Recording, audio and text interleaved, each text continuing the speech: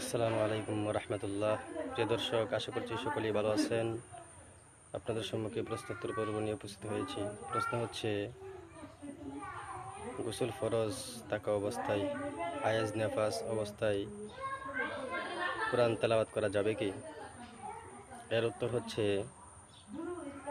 হায়েজ নেফাস অর্থাৎ যে সকল কারণে গোসল ফরজ হয়, সকল ক্ষেত্রেই গোসল ফরজ থাকা অবস্থায় কোরআন শরীফ তেলাওয়াত করা হারাম। এজন্যই সকলেই চেষ্টা করব গোসল ফরজ থাকা অবস্থায় কোরআন তেলাওয়াত করা থেকে বিরত থাকবো ইনশাআল্লাহ। হাদিসের কিতাব সুনানে তিরমিজি, হাদিস নাম্বার 131।